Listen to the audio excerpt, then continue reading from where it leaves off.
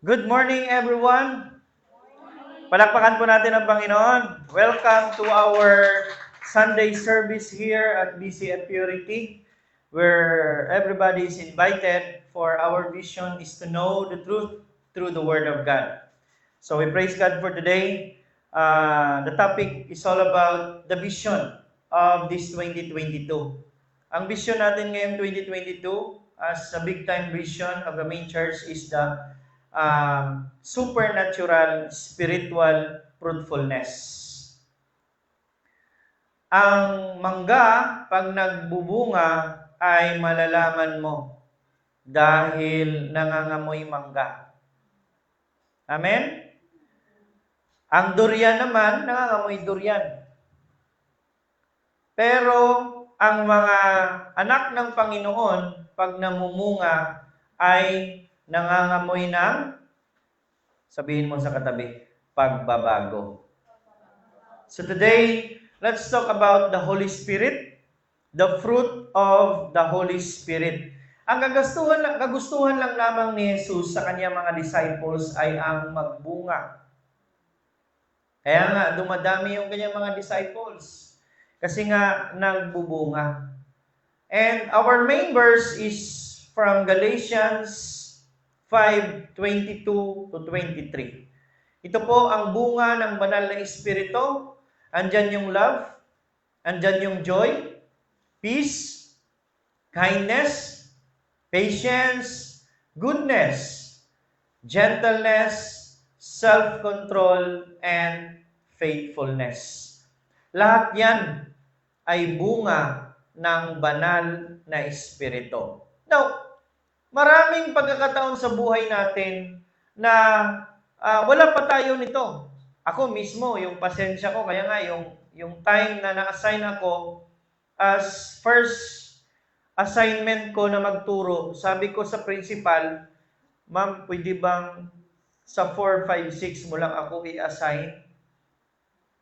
Kasi parang di ko kayang i-handle ang kinder, grade 1, grade 2, grade 3. Kasi mahaba-habang pasensya ang kailangan ko dyan. Hallelujah. Minsan naman, pag tayo ay nagagalit, nawawalan tayo ng kontrol sa ating sarili. Kaya nakakapagsabi tayo ng di maganda sa kapwa natin. And today, let's talk about paano magbibigay bunga yung banal na Espiritu sa buhay mo bilang isang mananampalataya.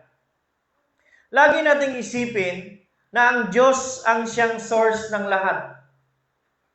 Kung gusto mo ng love, ang Diyos ang source. Kung gusto mo ng peace, patience, goodness, faithfulness, ang Panginoon ang siyang source ng lahat. That's why in John 15:1 to 6, medyo mahaba-haba po, babasahin ko. Ako ang tunay na puno ng ubas, at ang aking ama ang tagapag-alaga. Inaalis niya ang bawat sangang hindi nagbubunga, at kanya namang pinuputulan at nililinis ang bawat sangang nagbubunga upang magbunga pa ng lalong sagana.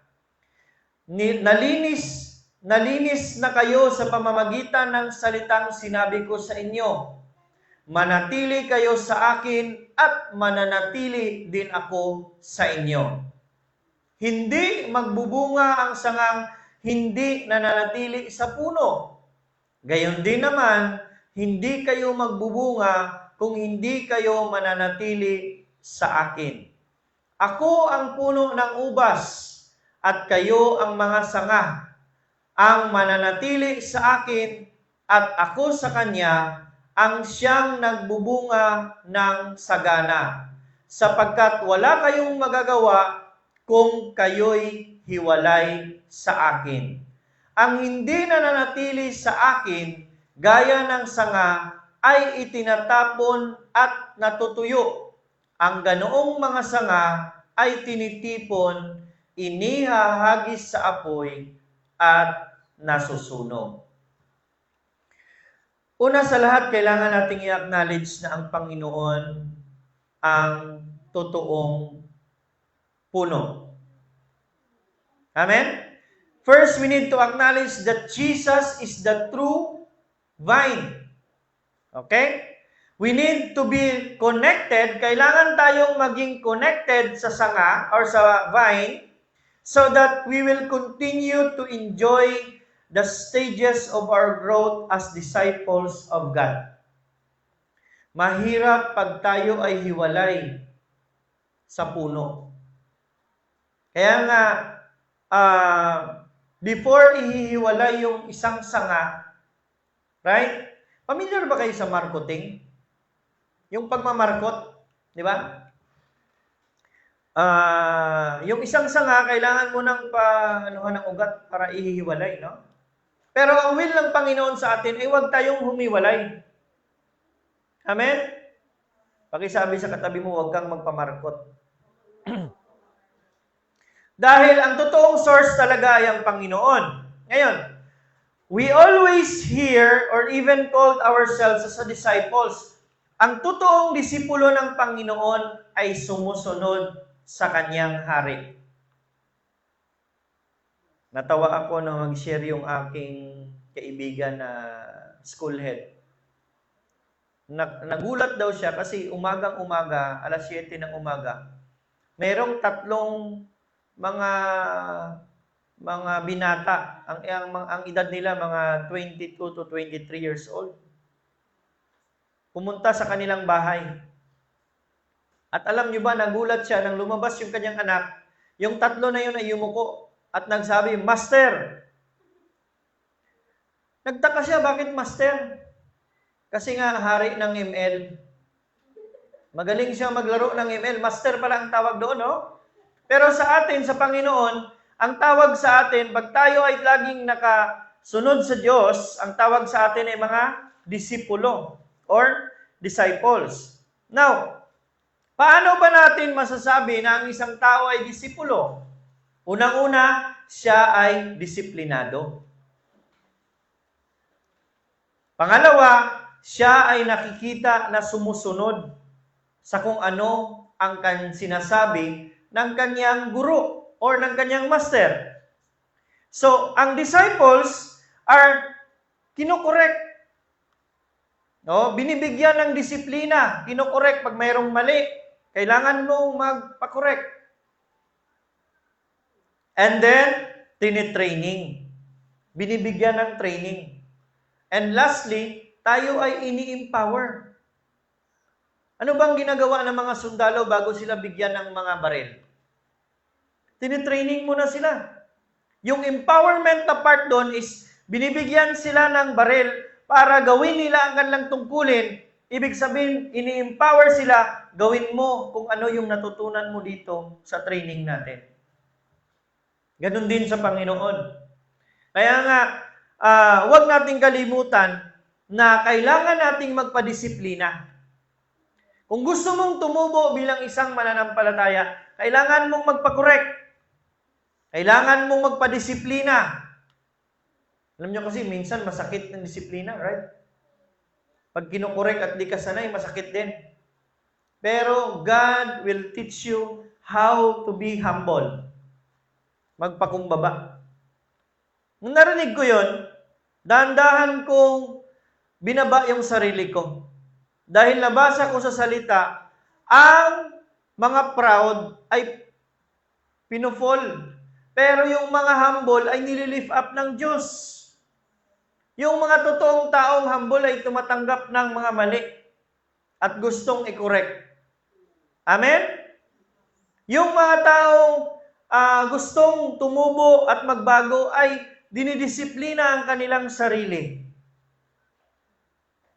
Gusto mo bang magbago? Baguhin mo yung kinakasama mo. Gusto mo magbago? Baguhin mo yung environment mo. Ang sabi ko sa kaibigan ko, iba na kasi ang buhay natin nung tayo ay binata pa at may pamilya na tayo. Kaya kailangan nating baguhin yung ating pamumuhay. Kailangan nating baguhin yung ating mga kinakasama. Kailangan nating baguhin yung ating environment. At mas i-priority natin yung pamilya natin. Amen? So kung gusto nating tumubo ngayong 2022, gusto nating mamunga, gawin natin kung ano yung gusto ng Panginoon.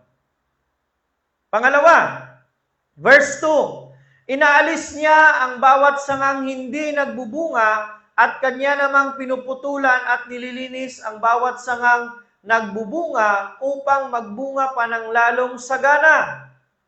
Ang buhay kung wala ang banal na espiritu ay patay. So ang Diyos, certain siya na pag ikaw ay connected sa Kanya, buhay ka talaga. Hallelujah! Kaya nga, minsan, yung ibang taong kilala natin, pag marami ng pera, nakakalimutan ng Diyos. Diba? Ang sabi ng Panginoon, in everything, give thanks. Kailangan nating alalahanin na ang Panginoon ang pinaka-importante sa lahat. Pero minsan kasi doon tayo nakafocus sa blessing. Hindi tayo doon nakafocus sa blesser. Right? Lagi tayo nagpapasalamat sa blessing. Lord, thank you sa blessing. We forget to acknowledge na yung totoong source ng blessing na yon is yung blesser. Diba? God is the main source. Pero minsan doon tayo nakapokus sa resources. Pakisabi sa katabi mo, doon tayo sa source. Ano ba ibig sabihin ng bear? Magdala. I-hold mo. Ibig sabihin, hindi ikaw ang magbubunga. Ang gagawin mo lang, i-display yung bunga sa buhay mo. Huwag tayong masyadong magtiwala sa mga sarili natin dahil hindi natin makayanang baguhin kung tayo lang. Pakisabi sa katabi mo, isama natin ang Diyos. So ang pagbubunga ay produkto lamang ng konektadong sanga doon sa puno.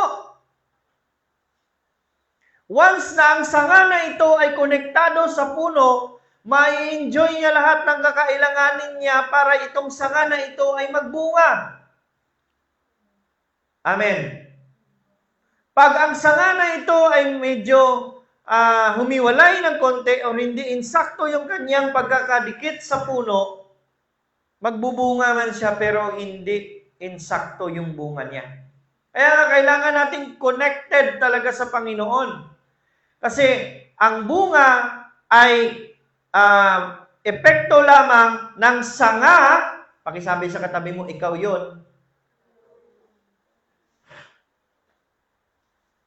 Nakakonect kay Jesus na totoong puno, sigurado yung buhay mo magbubunga. Amen. Now, ang Diyos hindi niya ina-acknowledge yung mga mananampalataya na walang bunga. Kaya sabi niya, inaalis niya ang bawat sangang hindi nagbubunga. I remember one time pag ikaw ay marunong mag-alaga ng tanim, pag dahan-dahan nang namamatay yung isang sanga, pinuputulan mo, right? Kinukuha mo yung patay kasi pangit tingnan. At the same time, wala na siyang purpose. Pakisabi sa katabi mo, may purpose ka pa. Di ba? So ngayon, ang sabi ng Panginoon, inaalis niya ang bawat sangang hindi namubunga at kanya namang pinuputulan. Hallelujah. Lord, bakit okay naman yung buhay ko? Bakit may problema na naman ngayon? Kasi gusto ng Panginoon na magbunga ka pa ng mas marami. Ang isang sanga, pag pinutol mo yan, magsasanga yan ng marami. Amen? Hallelujah? Ang isang problema, kailangan dagdagan yan para mas maraming bunga yung buhay mo. Naintindihan po ba natin yung purpose ng problem? Huwag nating tanungin ang Panginoon, Lord, bakit may problema ako? I-condition mo sa sarili mo, alam ko, Lord, na may purpose ka dahil gusto mong mas marami yung bunga. Yung bunga ng buhay mo, yun ang victory mo sa buhay mo. Right? Kaya nga, sabi ng pinsan ko, hopefully nakikinig siya ngayon or makikita niya rin itong video. Anino na daw ng buhay ang problema.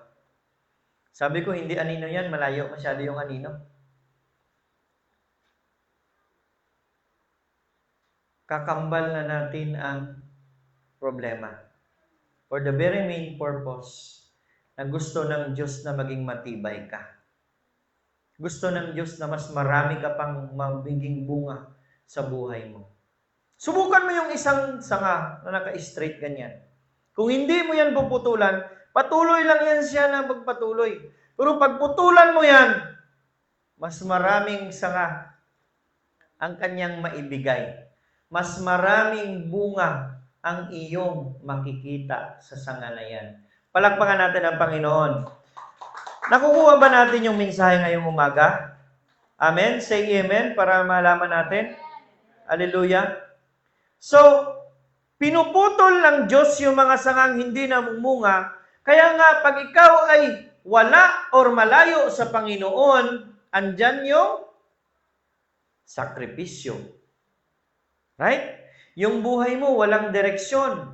Wala na yung pabor ng Panginoon. Kasi nga, malayo ka sa Kanya.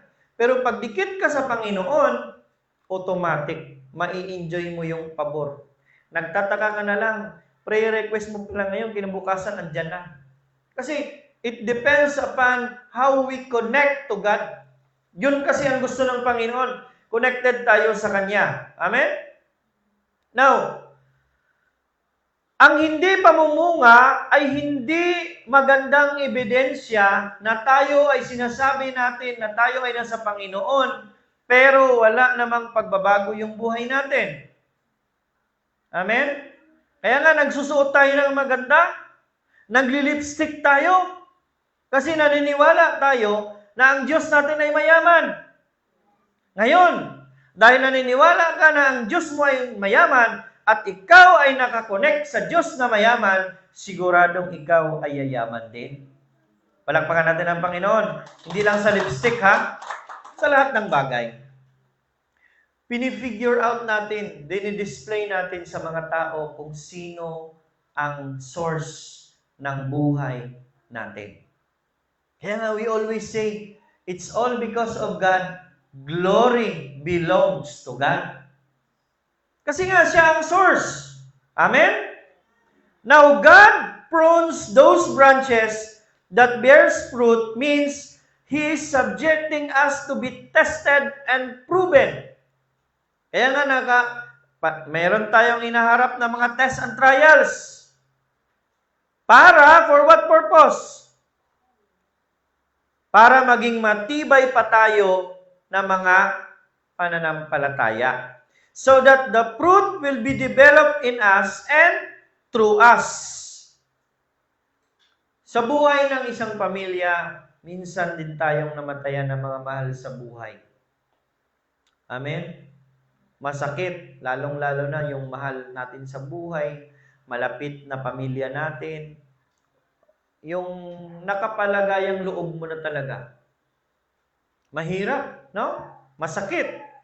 Pero, dinidevelop ng Panginoon ang pagiging matatag mo bilang isang mananampalataya sa pamamagitan ng pinapaalam sa iyo ang katotohanan na ano nga ba ang katotohanan ng buhay natin? Ang katotohanan na pag tayo ay gustong pumunta sa kabilang buhay, kailangan muna natin mamatay dito sa lupa.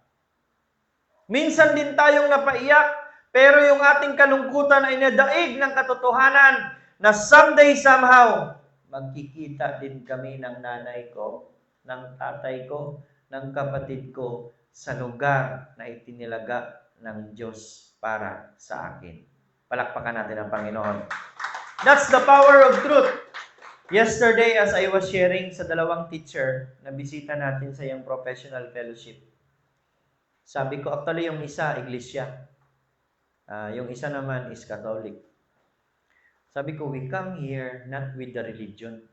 Because Jesus did not come for religion. He came for relationship. He Himself is the restorer. Do you know what is the work of the restorer? Siya yung nagko-connect. We were once detached from the love of the Father. Hiwalay tayo sa Diyos. Pero dahil kay Jesus, ibinugtong niya tayo. That's why Jesus came not for religion, but for relationship. Ibinabalik niya yung relasyon natin sa Ama. Kaya nga, bless ako nang sabi ni Pastora sa atin. Hindi tayo kasali sana. Kasi tayo yung ang lineage natin is yung mga hintil. We are Gentiles. Yung may karapatan lang yung mga Hebrew. Pero dahil kay Jesus, pumunta siya sa mga Gentiles. And we are being adopted. Ako naging adopted ako na anak. Dahil kay Jesus, naging adopted tayo. Kaya nga, nabilong tayo din sa kanyang pamilya. Yun ang power ng grasya. Wala ka na sa... Ganun din yung buhay natin, di ba? Nung wala pa tayo sa Panginoon, walang ka-purpose. Walang direksyon. Sa layman's term natin, wala pulos. But when God came, He restores our life. That's why nakita mo na yung buhay mo ngayon, may purpose ka na. Nakayanan mo nang tumayo na hindi nahihiya. Na aminin sa maraming tao kung sino ka noon. Pero hindi nagtatapos ang story doon. Kung sino man ako noon, hindi ako proud. Proud ako kung sino ako ngayon dahil sa Panginoon. Palakpakan natin ang Panginoon. This is how God developed ang kaniyang mga mahal. Right? So, every time there is death among our loved ones and family, yung mga painful experience na yon na naharap natin, na lampasan natin, yun ang magiging way for us na anumang trials yung ating haharapin sa susunod, malalampasan natin dahil minsan din tayong nakaharap na ng mabibigat na problema, pero nalampasan natin. Amen? Kaya nga, kung ano man ang problema na haharapin pa natin, alam natin na makakayanan natin dahil tayo ay konektado sa Diyos at ang Diyos ang siyang magbibigay ng kapamaraanan para tayo ay magtagumpay. Palakpakan natin ang Panginoon. Binibigyan niya tayo ng pagkakataon na i-apply natin yung ating pananampalataya. Kasi nga, ang sabi ng Panginoon, kung sino lang yung naniniwala sa sinabi ko, yun lamang ang makaka-enjoy. Pastor, saan ba makikita yung sinabi ng Diyos? Salita. Doon sa kanyang salita. The Word of God. In verse 3, babasahin ko po. Nalinis na kayo sa pamamagitan ng salitang sinabi ko sa inyo. Yun nga, sabi ko kanina. Once na pinaniwalaan mo na ikaw ay pinatawad na ng Panginoon, wala nang kasalanan pa ang mayroong kapangyarihan na humawak sa iyo. Kasi pinaniwalaan mo. Amen? Ang faith kasi ganito, hindi mo pa nakikita, pero pinaniwalaan mo. Iba naman kasi yung prinsipyo sa mundo. Makita mo muna bago mo paniwalaan. Pero hindi ganun yung prinsipyo ng Panginoon eh. Sinabi ko sa iyo ngayon, pinatawad na kita sa iyong mga kasalanan noon, ngayon at magpakailanman. Ngayon, pinaniwalaan mo yan, mangyayari at mangyayari. Marireceive mo yan. Makikita mo yung taong pinatawad. Anong ebidensya? Masaya yung buhay niya. Natuto siyang mag-smile. Hindi niya kinukondem yung kanyang sarili dahil alam niya na siya ay pinatawad na ng Diyos. Higit sa lahat, ang totoong pinatawad na ng Diyos ay mayroong pagbabago. Gusto niyo ng ebidensya na isang taong pinatawad na ng Panginoon? Kung marunong din siyang magpatawad ng kapwa niya. Yun ang totoong tumanggap ng pagpapatawad ng Diyos. Selfish ka kung gusto mo na ikaw lang ang patawarin. Pero pag nireflect mo sa sarili mo, ako nga pinatawad ng Panginoon na kahit gaano kalaki yung kasalanan ko. Sino ako para hindi papatawarin ang kapwa ko? Na minsan din akong naging makasalanan na kagaya niya, pero pinatawad ako ng Panginoon. Kaya dapat magpatawad din ako. Forgiveness is the evidence na ang isang tao ay talagang tumanggap ng pagmamahal ng Panginoon. Actually, ang forgiveness ng Diyos ay ang pagmamahal niya sa ating lahat. Kasi yung pagmamahal niya sa ating lahat, walang kondisyon. Ngayon, dala sa walang kondisyon na yon, yung pagpapatawad niya sa lahat mo ng kasalanan. Ngayon, kung totoong pinaniwalaan mo yun, sabi niya, di ba? Nalinis na kayo sa pamamagitan ng salitang sinabi ko sa inyo. Ibig sabihin, pinaniwalaan mo yung salita, nangyari sa iyo, kaya naibigay mo sa iba yung pagpapatawad. Amen? Hallelujah. And verse 4, manatili kayo sa akin at mananatili din ako sa inyo. Hindi magbubunga ang sangang hindi nananatili sa puno. Gayon din naman, hindi kayo magbubunga kung hindi kayo mananatili sa akin. God is the source of what we need. Gaya ng isang tanim, kailangan ng tubig. Ano pa? Sikat ng araw. Ano pa? Pag-aalaga. Kailangan mong i-cultivate. Kailangan mong mahalin. Ganon din tayo bilang mga mananampalataya. Kailangan nating i-subject yung ating mga sarili na hindi tayo mabubuhay kung wala ang Diyos. Hindi tayo mabubuhay kung hindi tayo makapanalangin araw-araw. Hindi tayo mabubuhay kung hindi tayo nakakapagbasa ng kanyang salita. Hindi tayo nabubuhay pag hindi natin ginagawa ang kanyang mga sinasabi sa kanyang salita. Ganun ang ating maintenance. Pili kayo. Maintenance sa high blood o maintenance sa inyong espiritu? Yung maintenance sa high blood, makaka-stroke pa yan pag nakalimutan mo. Right? So ito ang kailangan natin para tayo ay mamunga bilang isang mananampalataya.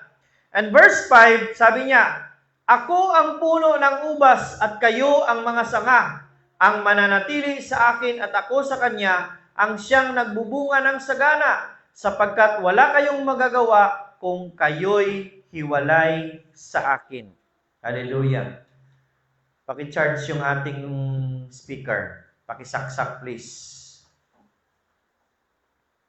Yung constant connection natin sa Diyos, yun ang magbibigay ng paraan sa ating lahat para i-discover kung ano yung meron tayo. Alam nyo kasi, sabihan ko kayo, nung ako ay hindi pa born again noon, born against pa. Umpisa ng aking statement, may bad words yan.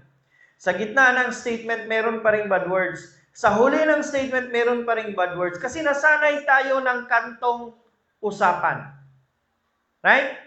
Kaya nga, tinatransfer tayo ng Panginoon. Pakisabi sa katabi mo, proseso yan.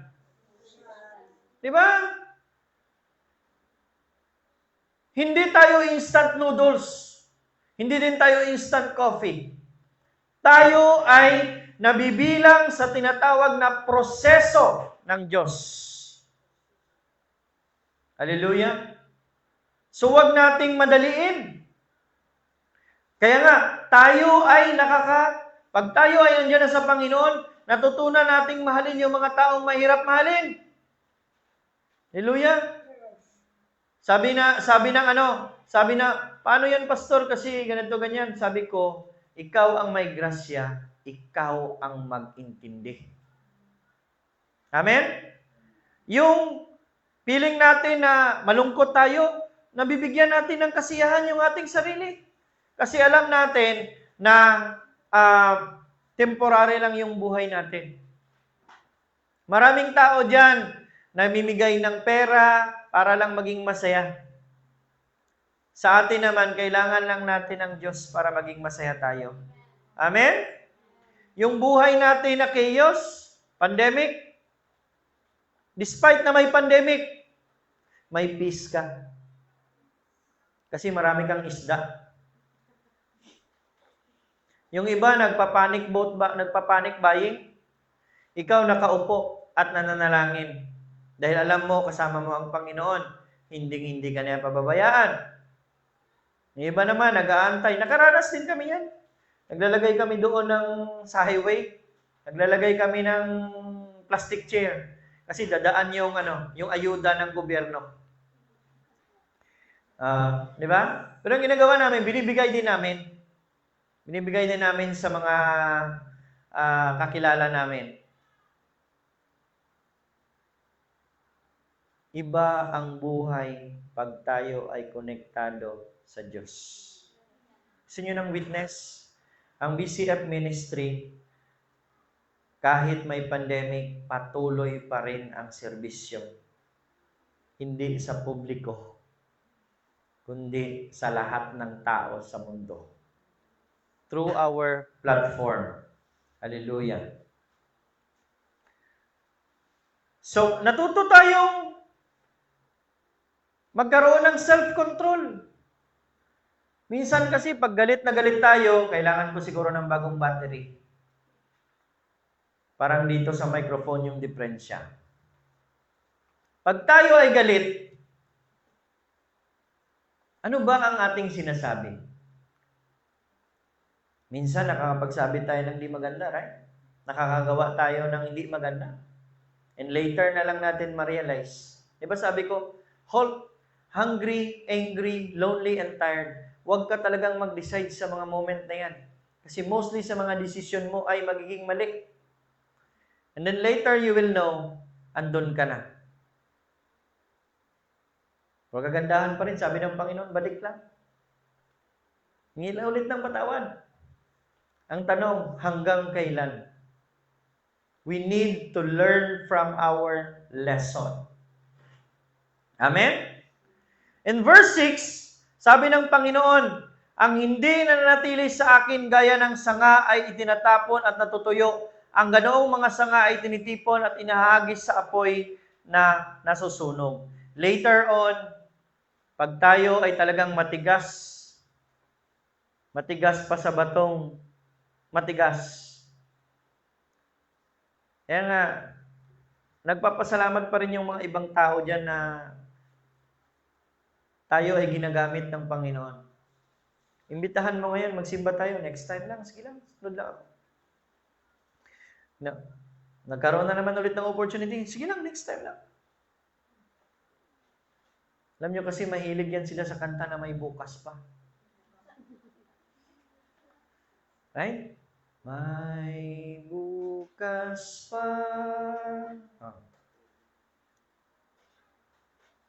Kung buhay ka pa. Right? Pero praise God kasi buhay pa tayo ngayon. Palakpakan natin ang Panginoon. Hallelujah.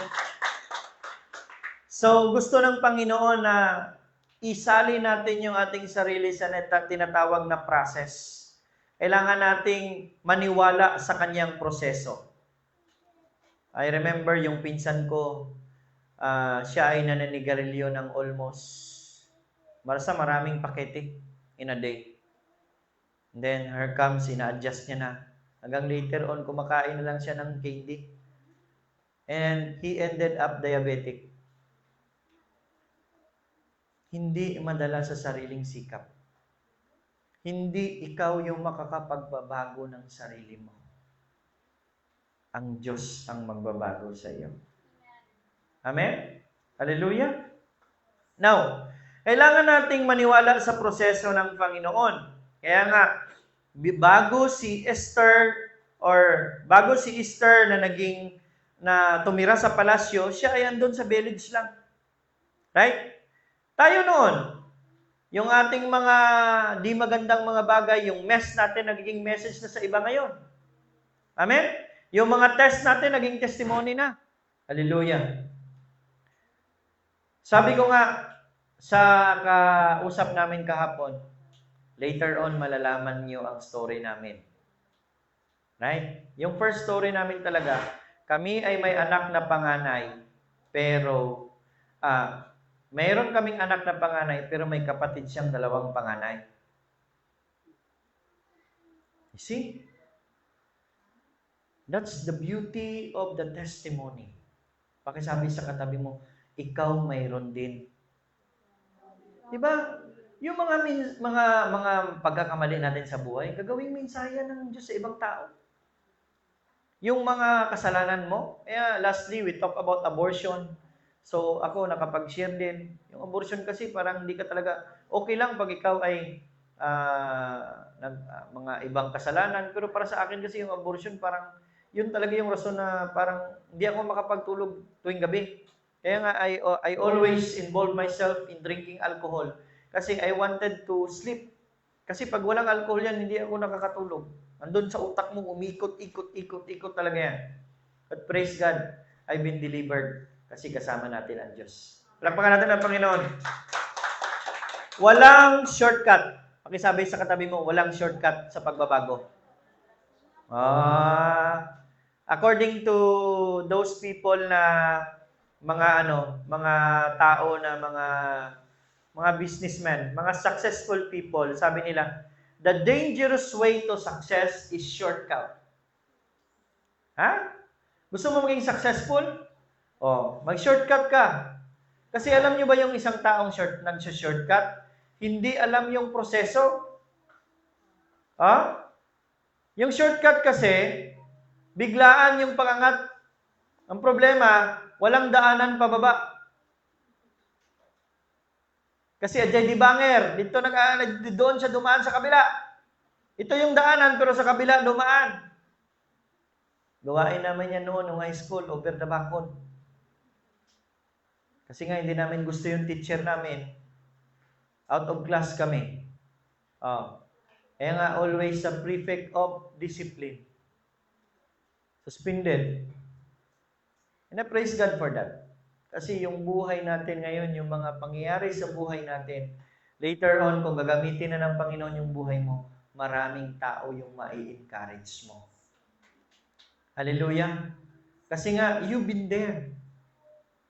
You have the empathy, you have the sympathy because you undergo ang mga bagay na yon, kaya napuput mo yung sarili mo at ikaw mismo alam mo kung paano i-serve sa kanila yung gospel. That God is always giving us chance. Chance sa palagi ang ibinibigay ng Panginoon. There is no shortcut, right?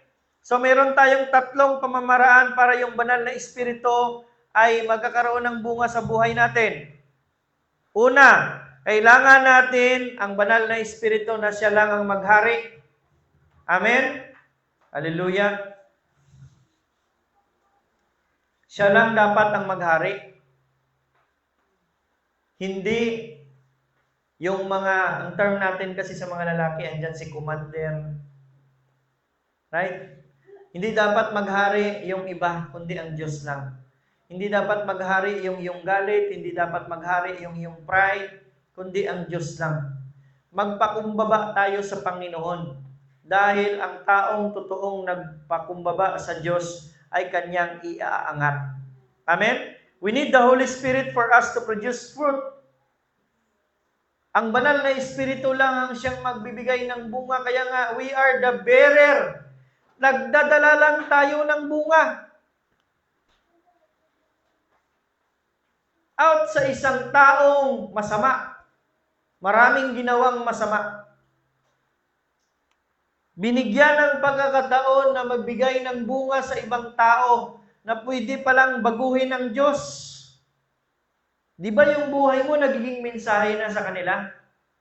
Kasi kung sinong nakakilala sa iyo noon at nakita kanila ngayon kung sino ka, ay talagang masusold out sila na totoo ang Diyos. Amen? Di naman tayo, ang pagbabago ng tao hindi naman perfect. Pakisabi sa katabi mo, proseso nga. Di ba? We need to receive the Holy Spirit sa pamamagitan ng totoong repentance. Alam niyo ba yung repentance? Hindi lang yan para sa kasalanan. Ang meaning ng repentance ay bumalik sa Diyos. Bumalik lang sa Diyos. Yun lang kasimple yung repentance. Okay? And then, tingnan natin yung Acts 2:28. Itinuro mo sa akin ang mga landas patungo sa buhay dahil ikaw ang kasama ko. Ako'y mapupuno ng kagalakan. Masaya yung buhay mo pag andyan ka sa Panginoon. Masaya yung buhay mo, marami kang nalalaman, na-discover. Kasi nga, ililid ka ng Panginoon. Bibigyan ka na niya ng mga bagong kasama mo. I remember one time, yung sabi ng asawa ko, ang gusto mong magbago talaga, baguhin mo yung mga kasama mo kung sino yung kinakasama mo. Di ba? Sabi ko nga noon, birds of the same feeder are the same birds. Kahit gaano mo pa sabihin na kaya mong i-manage yung buhay mo, kung ang mga taong kinakasama mo, yun pa rin yung taong kasama mo noon nung ikaw ay makasalanan, sigurado ako, hindi ka magkakaroon ng pagbabago. Amen? Pero sabi ng Panginoon, di ba? Ang Diyos sa pamamagitan ng banal na Espiritu, ililid ka niya sa mga bagay. Kaya nga sabi niya, itinuro mo sa akin ang mga landas patungo sa buhay. Noon, nandun tayo sa kamatayan. Pero dahil sa Panginoon, nabigyan tayo ng pagkakataon na makita kung ano talaga yung totoong buhay. Masaya kahit may problema. Amen? Hindi tayo takot. Kasi alam natin na kasama natin ang Diyos. So yung kapangyarihan ng Panginoon ang siyang magbabago sa buhay natin. Amen? Hallelujah. The truth is, hindi natin kayang malampasan yung kasalanan. And even yung ating mga sarili, hindi natin kayang i-develop yung ating mga karakter.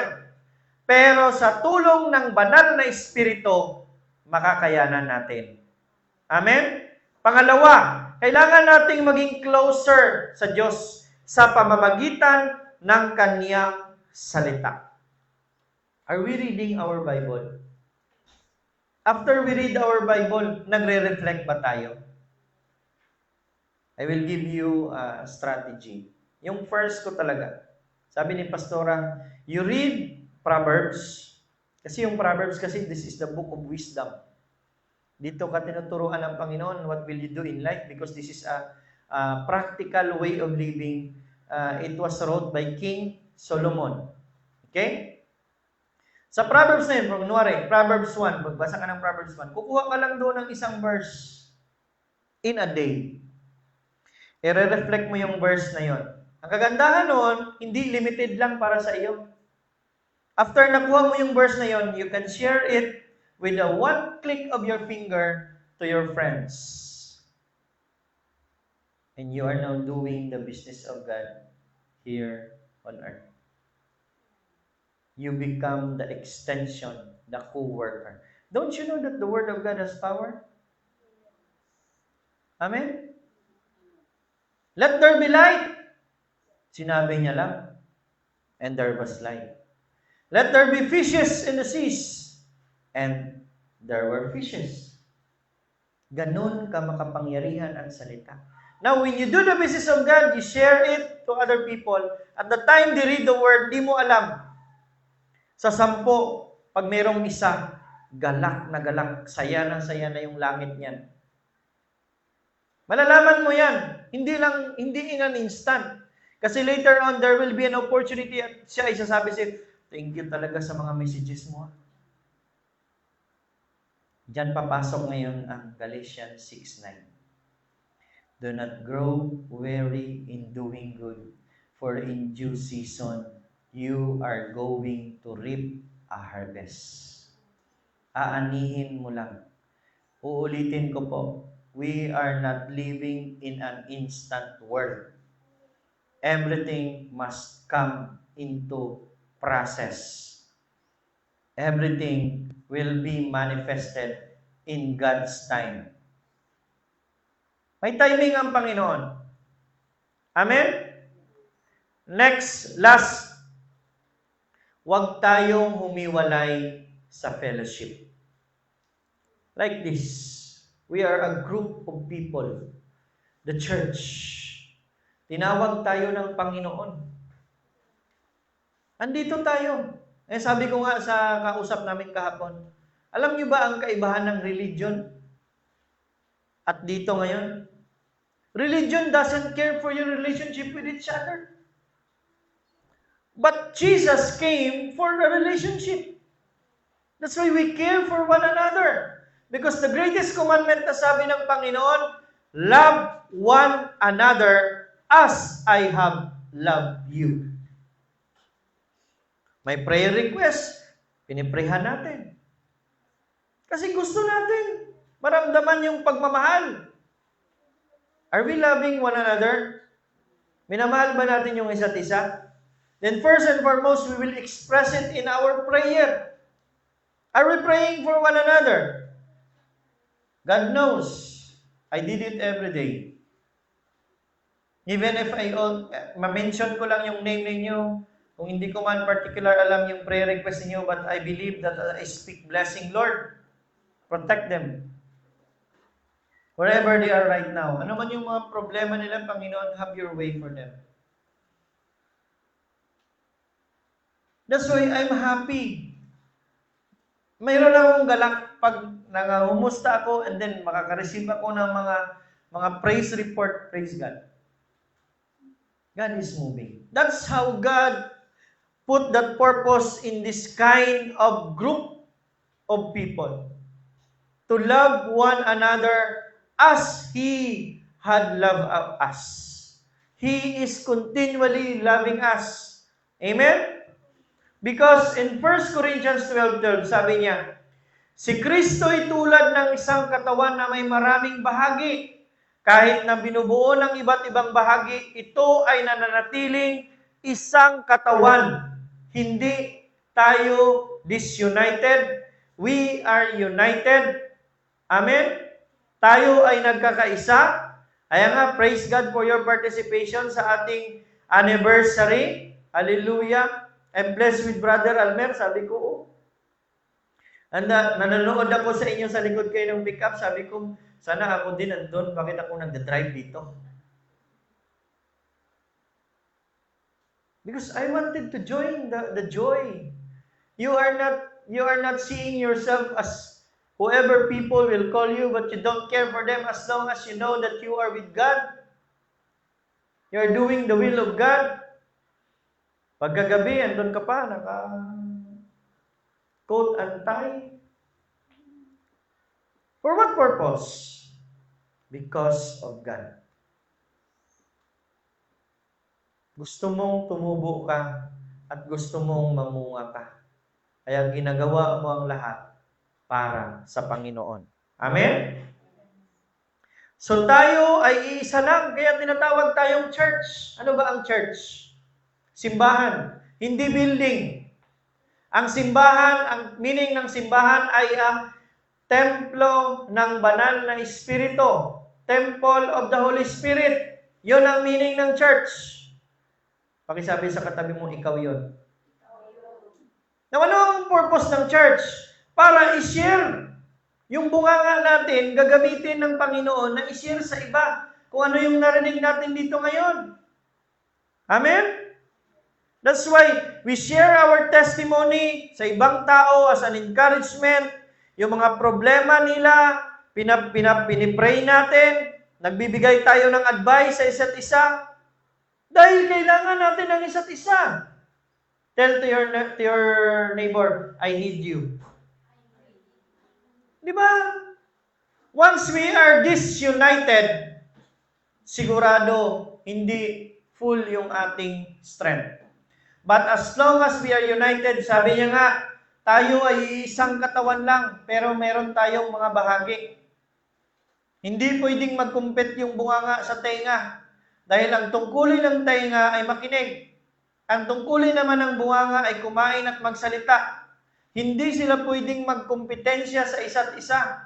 Bagkus, Kailangan nilang gawin yung kanya-kanya mga tungkulin para magkaroon ng magandang output yung isang katawan. Kung ang lahat ng katawan, parte ng katawan ay nagpa-function, for sure ang katawan na yan is functional. Walang pipi, walang bungi, walang bulag, dahil lahat ay nagtutulungan. Amen? Alam nyo kasi pag tayo ay nagko-cooperate, we are united as one body, malaki yung ating magagawa. Amen? That's why in Proverbs 27:17 sabi niya, bakal ang nagpapatalim sa kapwa bakal at isip ang nagpapatalas sa kapwa isipan. Hallelujah! So, kailangan lang natin i-encourage ang isa't isa, mga kapatid. Never give up. Alam ko, andyan na sa mga puso natin ang pagbabago.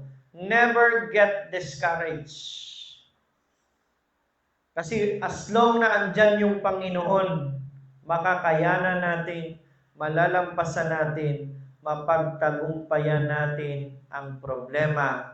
At sigurado ako, ang buhay natin ay magbubunga sa pamamagitan na ito ay magiging mensahe. Hindi lamang mensahe, maging magandang mensahe sa ibang tao. Are you blessed today? So the fruit of the Holy Spirit, it's all because of us. We allow God. That's why yung buhay natin mayroong pagbabago. Noon tayo ay magalitin, nawawala na. Dahan-dahan na nawawala ngayon. Ikaw yung taong palaging nagluluklok sa kwarto. Ngayon, dahil sa Panginoon, lumalabas ka na. Right? Ikaw yung taong hindi magsalita, pero dahil sa Panginoon, nagsasalita ka na. Mahiyain ka noon, pero ngayon, wala ka ng hiya. Hindi na gumawa ng masama. Pero, walang hiya ka ng mag-share ng salita. Ganon yung bunga ng banal na Espiritu. Right? Dahil sa Panginoon, kaya nga sabi niya, manatili kayo sa akin. Dahil kung manatili kayo sa akin, siguradong magbubunga kayo. Are you blessed today? Let's all stand. Let's pray. Lahat ng mga live stream na nanonood, inihikayat ko po kayo na to join us in prayer. Pikit natin yung ating mga matataas natin yung ating dalawang kamay. Let's receive the Holy Spirit na siyang magbibigay ng bunga sa buhay natin. Sabi nga ng Panginoon sa kanyang salita sa Romans 10:9-10, kung sino man sa inyo ang mag-confess ng kanilang mga bibig na si Jesus ay Diyos at naniniwala sa kanilang mga puso na sa ikatlong araw ay siya ay niresurrect ng Panginoon, ay sigurado kayo ay maliligtas. At sa pamamagitan ng ating confession, pag-receive natin kay Jesus bilang ating Diyos at tagapagligtas, that's the time the Holy Spirit will dwell on us. Manalangin po ako at tayo ay sumunod sa aking panalangin. Lahat tayo ay magsabi, Our Father in Heaven, maraming salamat Panginoon sa araw na ito. Salamat sa iyong salita. Alam ko na ako ay nagkasala. Meron akong kasalanan sa aking kapwa, sa aking sarili, higit sa lahat sa inyo. Ngayong araw, ako'y naniniwala na si Jesus ang siyang nagtubos sa akin sa pamamagitan ng kanyang dugo at kamatayan sa cross. Dinideklara ko na si Jesus ay aking Diyos at tagapagligtas. Salamat na ang aking pangalan ay nailista mo na sa libro ng mga buhay. Ano man ang mangyari, kasama ko kayo, kasama niyo ako, at ako ay magbubunga sa pamamagitan ng banal na Espiritu. Ito ang aking samot dalangin. Sa pangalan ni Jesus, ang lahat ay magsabi ng Amen. Let me pray for you. Our Father in heaven, thank you, Lord, for this Sunday. We bless your name. Your word had been delivered for your people, and even to the live stream. I believe that you are going to do something great for our lives today. And we give you all the thanksgiving nang dahil sa inyong Panginoon, ang buhay namin ay nagbago at patuloy mo bibigyan ng pagkakataon ang buhay namin na magbubunga para mas marami pang tao ang siyang magbabago. Ibinabalik namin ang papurit pasasalamat sa dakilang pangalan ni Jesus. Ang lahat ay magsabi ng Amen. God bless everyone. Until next Sunday, again and again in BCF Purity. To God be all the glory. Okay, let us give our tithes and our offering.